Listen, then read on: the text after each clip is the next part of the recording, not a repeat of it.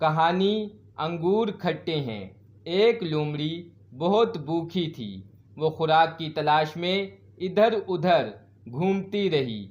आखिरकार अंगूरों के एक बाग में पहुंच गई।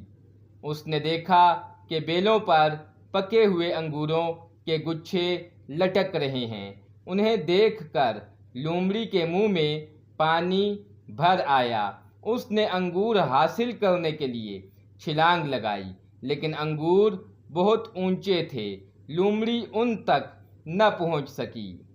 वो बार बार कोशिश के बावजूद कामयाब न हो सकी। आखिर उसने हिम्मत हार दी और ये कहते हुए चल दी कि अंगूर खट्टे हैं, मैं नहीं खाऊंगी। नतीजा अंगूर खट्टे हैं। लोग जो चीज़ हासिल नहीं कर पाते उसे नापसंद करने का बहाना करते हैं।